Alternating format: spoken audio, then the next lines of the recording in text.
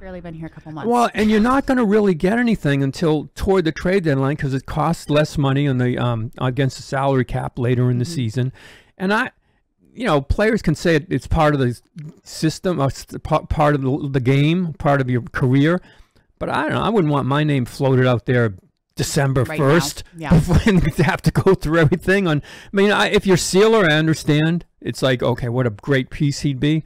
But I actually think this is a locker room that's starting to think, well, why not us to go in? Maybe we just accelerated things so far here that we stay together through the season. And that's the point, is when you get to the trade deadline, are you at the point where you're succeeding and you're still at the top of the Metro, and now you don't want to screw it up?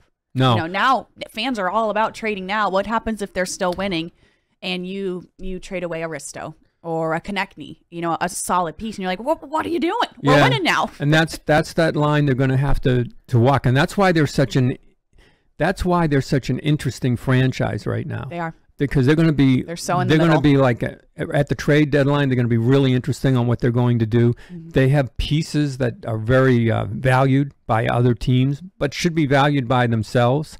They've got a coach that is kind of like part of the all coaches are sort of part of the front office, but Tortorella seems a bit more on where they're going in the future.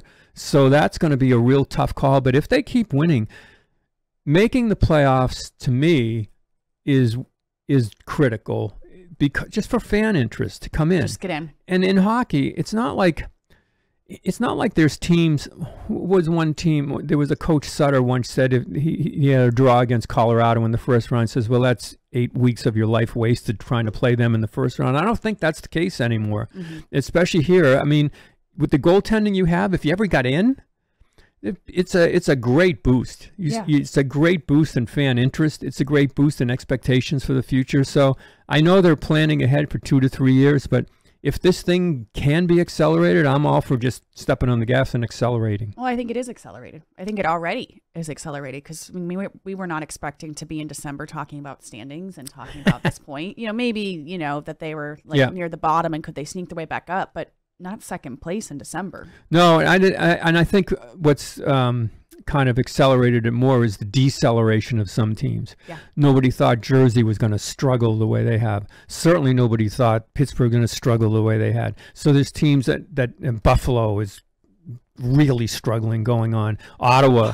So that, I think, has helped that the Flyers haven't fallen the way they have. Yeah, and that brings us to our lost in the sauce. We have some teams, we have some players, and we were just talking about trade deadline, a guy that, if you want to call it a lock, I think there's a couple guys that are a lock on the Flyers, and Travis Sanheim is one of them. So he's not a big picture lost in the sauce, but he is kind of lost in the sauce lately, because Torts has been big time cutting down his ice time. There were concerns he was just simply playing too much. He led the league in ice time a couple weeks ago, playing nearly 26 minutes, mostly every single night. Well, last night he played 19 minutes, 0 on the power play. Torts warned us this was coming. He said he wanted to take him off the power play and put Rasmus Ristolainen in. Just concerns of, can he keep this sustainable? I mean, this is now your best defenseman, and I understand the concern, but what I'm concerned about, and what you and Scott are concerned about, because you said it on the show last night, is we saw this exact same thing happen with Scott Laughton last year. Playing a ton of ice time, reliable, a guy you could always count on. Torts cuts him back big time. And you want to talk about lost in the sauce. It was like his confidence was shot, and you don't want that to happen with Sanheim. I get why they have to, but I wonder for how long. Yeah, the interesting part about Sanheim's minutes was, and Tortorella made a point of not just saying minutes, but hard minutes. Because they don't blow anybody out. So as it's a stressful situation as a defenseman, as the guy, so to speak, where you're being dependent upon late in the game, 1-goal lead, whatever, to not make a mistake, make sure that you clear the zone, everything. Those are hard minutes. That's different than a defenseman playing 27 minutes when you're ahead 5-2, you just cruise, sort of in cruise, but he's not. And take him off the power play. And I think that they may want to cut back his minutes. So he gets cut back to 20 minutes the last game from like 27. But it was fair for the Flyers, certainly. It was a pretty comfortable win. It wasn't late in a game, those stressful moments, and you wonder if he goes back in. Yeah, now let's say that game's 2-1. You going to cut back Sanheim and risk the mistake? So, I mean, it's the best intentions of most coaches. Now, the power play I can see. I think your minutes will be cut back anyway there. This might just be a way to change the power play. Yeah, Risto succeeded last year on the power play. Yeah. So it might be a convenient way to do that and take off the stress of a player late in a season. But I think he would be well served to be up there in minutes, not necessarily the leader in the league, but continue to be up there in minutes. And I think he gains confidence by them leaning on him. I think he's at that point in his career where he likes to be there. He likes to be the guy. It's a critical time. I want to be on the ice against Pittsburgh late in the game to send a puck around or whatever, to make sure we win this game. So I think they'll cut it back probably on the power play. But I'm real curious. We've seen it with Couturier when they say we're going to cut his minutes. Then it's a 3-2 game and he plays the whole period. Yeah. So, I mean, that's where I think you are with Sanheim. Unless, and he did make some mistakes. He was a -4 one game. Not all his fault. Hardly any of his fault. But still, he was a -4 in a game. And I think they're also trying to guard against that, where all that confidence he's built up starts to leak a little bit. Right. So that's something we'll pay attention to. Curious, the next close game, what happens there. So we'll stay tuned on that. But I know you have a loss in the sauce, big picture in hockey. That's been kind of concerning. Yeah, the loss. But in Philly, this will be wonderful that this team is lost in the sauce. The Penguins, they came into Philly, and the Flyers beat them back-to-back. And they played a 3-on-3 overtime where it was as bad as I've seen.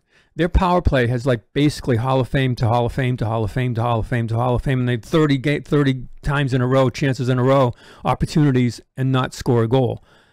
I can't believe what I'm seeing in Pittsburgh with the amount of talent that they have. I'm assuming with Crosby they can get it together, but boy, that team looks like it's just completely lost.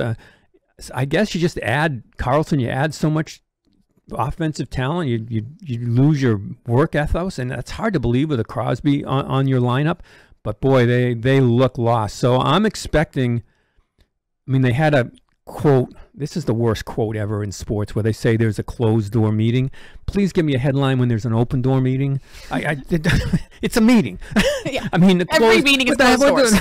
Really. So they had their quote closed door meeting. So if they don't respond to that, I think there's going to be hell to pay there in terms of just trying to make a quick change. Yeah, I mean, you were shocked how sloppy they played. The mistakes they made. Good for us. Bad for fantastic, them. But it was surprising, and they've lost 3 straight.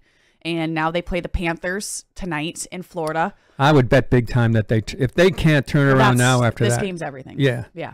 To me, that's the one that. Otherwise, I mean, they got enough issues there in that city with the Steelers going the way they are. Mm-hmm. They don't need the Penguins to go south on them too. No, especially just when you look at that roster, and you can't help but think gosh, if you just took one guy and put it on the Flyers, think how much better they would be. You're wasting it. Yeah, you're all for 30 on the power play, and then they run the power play, and every time one of their players has the puck, you're like, oh my God, no! Well, I haven't scored since so you don't September. Even worry about it anymore. Well, yeah, but still around this time, oh no, not him. Yeah. And the other and. Nothing goes in. Nothing. Yeah. And another lost in the sauce. Also, that would be good for the Flyers. The Carolina Hurricanes have lost 3 in a row. The Jets, Oilers, and Flames. Rob Brindamore, the coach of the Hurricanes, the quote of the year, was interviewed at an intermission on the bench. Normally, those interviews you don't really get a lot from. And he said that his team should be down 50-0 with the way they were playing. He was passionate. He was upset. They play Saturday and Vancouver, another team that has a ton of potential, that has so many stars, and they just aren't clicking. Yeah, they're 0 for Canada right now, going up there. And that's a team, like Brindamore's teams, he's such a good coach. That team has the best combination of work and fun that I've seen in a long time. Their storm surge after wins at home, their crowd at home. Now they go on the road. But they have some top end talent, actually some very good top end talent, but they play good defensive hockey, and this is what happens when you lose. That's why I think Tortorella is so worried that Flyers are playing well. And the minute you take something for granted, even if you're a really good team like Carolina, boom, it all comes apart, and that's what you want to see not happen with the Flyers. Carolina lost its structure. Yeah. And it's hard to believe at that level that can happen with a team that's played so many seasons like that. But you have to play hard all the time if you're Carolina. Carolina's an interesting team. When they get into a playoffs, they play a certain way. But they don't. It doesn't appear that they can hit another gear in the playoffs. When you play playoff hockey, you play a team over and over again. So you certainly have to make some adjustments. But Carolina played, this is the way we play, A, B, C. Mm-hmm. Well, right now there's no B. And that's why they're getting beat like that. And it just goes to show you, and we see it with Pittsburgh, we've seen it in other places, where if you lose that, it's not hard to go from one of the top teams in the league if you don't have goaltending. Yeah.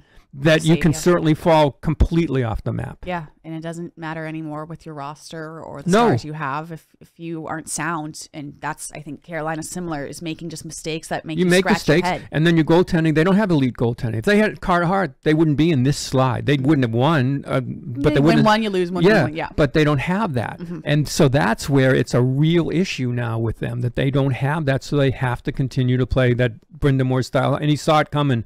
I think he was truly horrified at what he was like. He was trying not to curse. What the? He kept holding back. Yeah, really. It's like, what is going on? Yeah. It's like, shocked. What's happening to what happened to my team? Yeah, literally. And then a team that is no longer lost in the sauce, but certainly started the year, is the Edmonton Oilers. Man, have they turned it around a complete 180. Well, that's McJesus. Yeah. I mean, you just watch him play. There was obviously something wrong with him. I mean, he's just so good. It's not fair sometimes when you watch him play, and he just makes plays that he doesn't just break your ankles, he breaks your spirit. Yeah. It's like he just goes. Go sit down. You go coast to coast. See you later. And like you're dying. You come into the bench. You can't even breathe. You're skating over your tongue. And this kid's not even sweating. And he's got 2 goals. Yeah. So first period. Yeah. So I mean, he's healthy and running. So he's like a goaltender and a forward, because he has the puck. He's just crushing your spirit as he goes along. So that's where he's turned it around. So they're the one team with him. They obviously 2 of the best players in the league, but with him especially, even when they started to sink, it's like, okay, he's just that good. He's going to find his. You knew they weren't going to sink for too long. So he's out of it. Yeah, he's back, and they're going to be a force throughout. They will. And the Flyers, they are back. Colorado on Saturday, and then Nashville Predators on Tuesday. So 2 more games on this road trip. And Colorado, that's a big one. It's a big one on Saturday. Yeah, it is. They lost their last game, which is not good news for the Flyers. So they'll be ornery coming into this one. Makar, I mean, he's one of the best defensemen I've ever seen.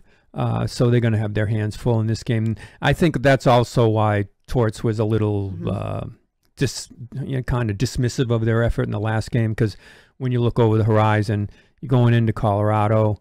I guess if you get there a bit early, maybe they can get used to the thin air. Yeah. Sometimes a little too much is made of it, but it is better to actually, I think it's better to go in the day of, and then you don't have to deal with it. But they're going to have to get used to that. And we'll see what the ice time looks like for Sanheim in a game like this. But it's another test, and the league will be looking again at them and saying, if they ever get through this, be like, oh my God, this is even bigger than we thought. Yeah. But I would think that this is going to be a real difficult game to win, and Nashville's playing better too.